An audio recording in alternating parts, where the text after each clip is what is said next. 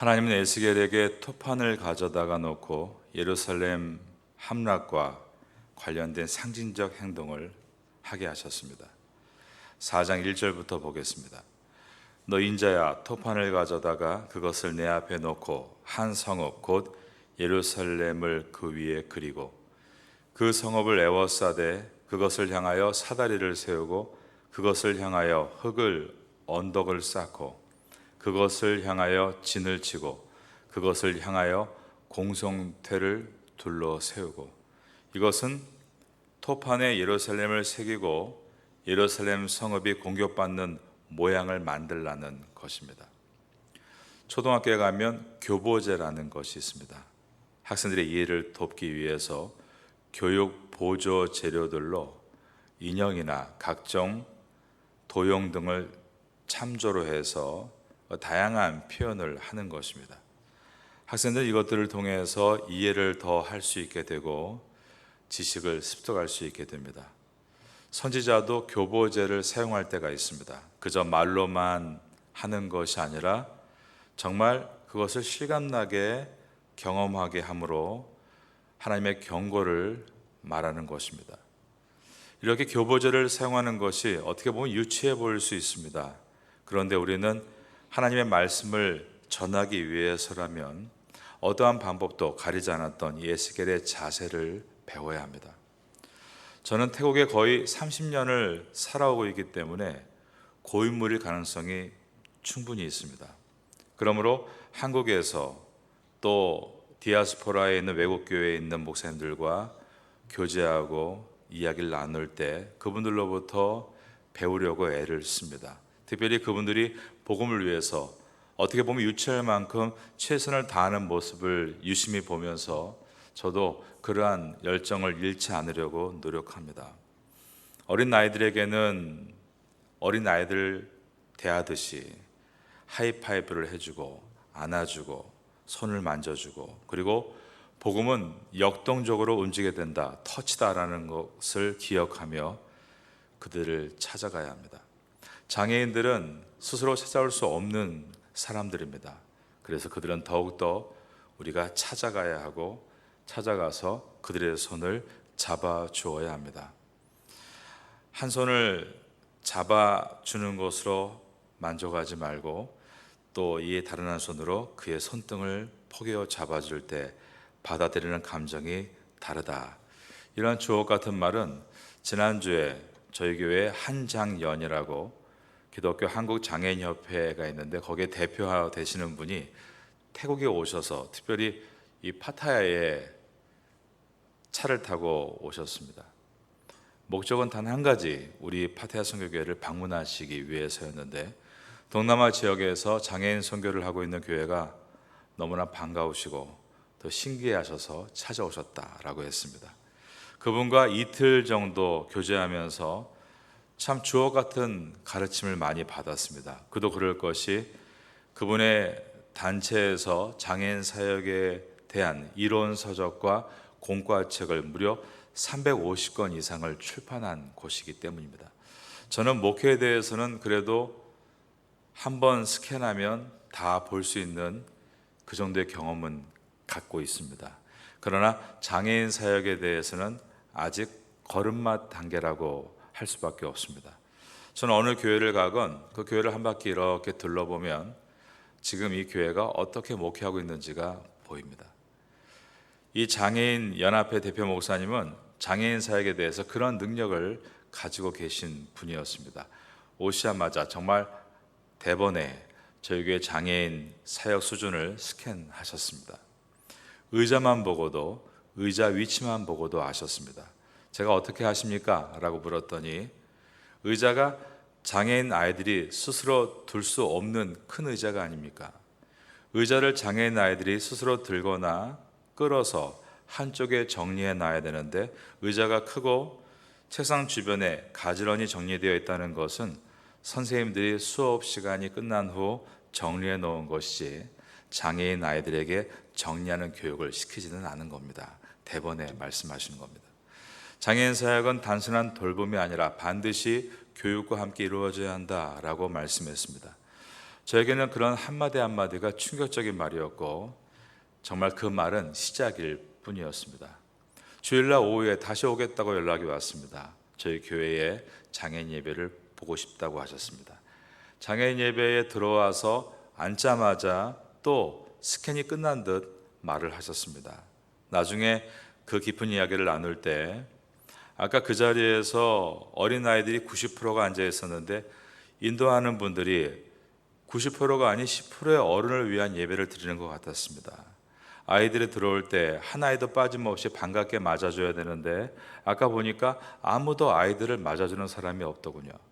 우리가 어르신들을 위해, 장년들을 위해, 그것은 우리의 주일 1부, 2부 예배입니다. 그리고 청년들을 위해, 그리고 학생들을 위해서, 어린 아이들을 위해서 복음을 전할 때는 거기에 맞는 교보제가 있어야 합니다.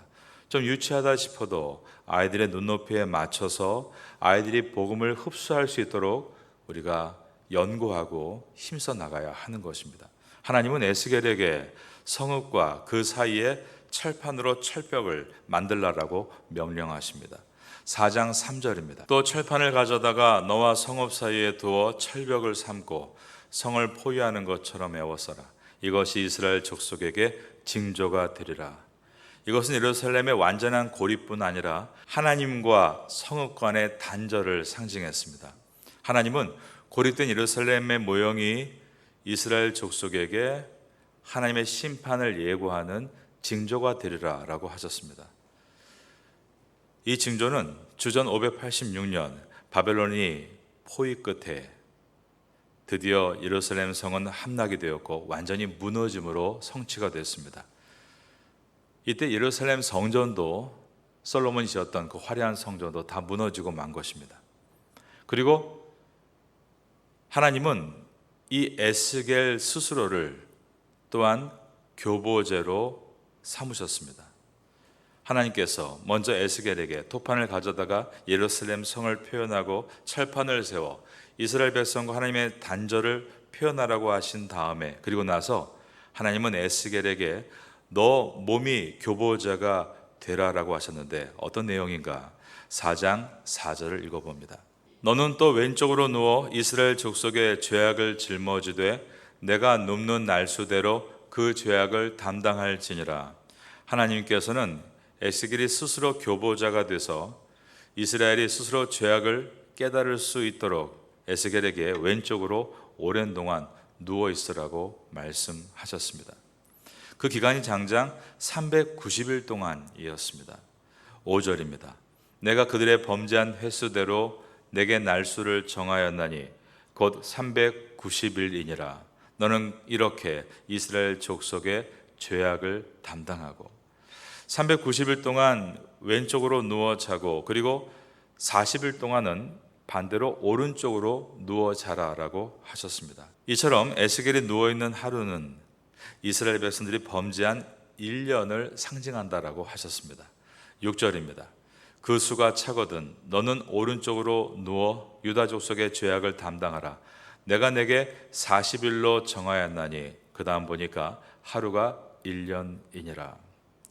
390일, 이 390년은 이스라엘이 두 나라로 분열된 때부터 주전 538년 이스라엘의 포로 귀환 때까지의 390년을 뜻합니다.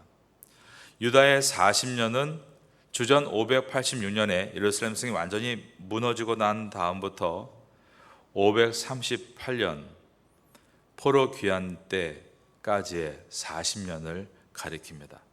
포로 귀환 때까지 390년과 40년, 이 기나긴 430년의 기간은 이스라엘이 범죄한 결과 얻어진 고통이었습니다. 그런데 이 고통의 무게를 짊어진 사람이 있었습니다. 바로 에스겔 선지자입니다. 하나님은 그에게 그것을 알리기 위해 390일 동안 왼쪽으로 돌려 누워 자고 40일 동안 오른쪽으로 돌려 누워 자라라고 하셨습니다. 여러분, 우리가 이 말씀을 우리에게 어떻게 적용할 수 있을까요? 세상이 어둡고 세상이 불안하고 세상이 점점 침체되고 있다라고 보여진다면 우리는 하나님 앞에서 깨어있는 성도가 되어 390일 동안 하나님 앞에 나와 기도하듯이 우리도 하나님 앞에 나와 기도해야 하는 것입니다. 누군가가 교보제가 되어야 합니다. 이 파타야 땅에, 이 태국 땅에 하나님의 부흥을 위해서 누군가 지금 기도하고 있구나. 그것만 가지고도 사람들의 양심 속에 우리가 기도의 사람이 되어야 하고 이 땅을 위해서 잘 준비해야 되겠구나라는 마음을 가질 수 있게 되는 것입니다. 심지어 에스겔은 몸이 꽁꽁 묶여서 이리저리 돌리지 못하는 상태로 지내고 있었습니다. 이것은 이스라엘이 범죄한 결과 나라가 둘로 쪼개지고 주변 나라들에게 꽁꽁 묶여 찬탈을 당했던 그 기간들을 보여줍니다.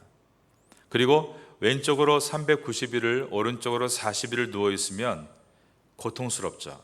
그런데 그 고통을 당하는 이유는 에스겔의 죄로 인해서가 아니라 그가 민족의 죄를 대신 짊어지고 속죄하는 시간을 갖고 있는 모습이었습니다. 우리 기독교는 그런 종교입니다. 누군가의 죄와 허물을 들춰내고 그를 비난하고 그를 정죄하는 것이 아니라 그 누군가의 죄와 허물을 위해 하나님께서 당신의 아들을 십자가에 내어주시고 그분의 희생과 헌신을 통해 영원히 회복되는 것이 기독교입니다. 이것을 기억한다면 오늘날 시대에 우리가 해야 될 일들이 보이게 됩니다. 이 땅을 위해서 깨어 기도하고 말씀을 잘 준비하여 에스겔과 같이 교보제가 되어 생명의 복음을 전하고 내가 있는 자리에서 경건하고 아름다운 삶을 살아갈 때 그것이 바로 우리가 교보제가 되는 것이고 그러한 사람이 있는 곳에 회복이 일어날 수 있는 것입니다. 여러분들 에스겔을 지나면서 그러한 에스겔의 모습이 내 안에 있게 되기를 사모하시고 그러한 모습으로 걸어가게 되시기를 주님의 이름으로 축원합니다. 신실한 사역자는 맡은 영혼들을 위해서 내가 기꺼이 고난을 받겠다, 이 에스겔의 모습을 갖는 것입니다. 우리가 이 태국 땅에서 한국에서보다 더 잘 먹기 위해서, 더 잘 살기 위해서, 더 평안하고 안락하기 위해서 이곳에 온 것은 아닙니다. 우리는 이 태국 땅에 에스겔과 같은 중보자로 부름받은 성도들입니다. 에스겔을 통해 이스라엘 땅이 회복되고 부흥의 때를 만나게 된 것처럼 우리를 통해서 태국 땅이 회복되고 이 땅에도 부흥의 때를 맞이하게 하시기 위해서 우리를 이곳까지 부르신 것입니다. 에스겔은 유치에도 이스라엘 백성들이 관심을 갖고 깨닫게 하기 위해서 교보제를 사용했고 스스로 교보제가 됐습니다. 이 모두가 하나님의 명령에 순종하고 있는 에스겔을 보여줍니다. 그런데 하나님은 여기에서 하나를 더해 아주 에스겔에게 곤욕스러운 명령을 하시는데 그것은 인분, 쉽게 말해서 사람의 똥으로 불을 피워 떡을 구워 먹으라고 명령하신 것입니다. 4장 9절부터 보겠습니다. 너는 밀과 보리와 콩과 팥과 조와 귀리를 가져다가 한 그릇에 담고 너를 위하여 떡을 만들어 내가 옆으로 눕는 날 수 곧 390일 동안 먹되 너는 음식을 달아서 하루 20세겔씩 때를 따라 먹고 물도 6분의 1흰씩 되어서 때를 따라 마시라. 너는 그것을 보리떡처럼 만들어 먹되 그들의 목전에서 그 다음 보면 인분 불을 피워 구울지니라 라고 하셨습니다. 에스겔이 옆으로 누운 상태에서 먹은 떡과 마신 물의 양이 나와 있는데요, 하루에 떡 20세겔과 물 6분의 1 흰이라는 것은 228g의 떡과 600ml의 물입니다. 이것은 한 끼의 양으로도 부족한 식사량이었습니다. 에스겔은 매우 절제하는 금식의 시간을 보내고 있었다는 것을 보여줍니다.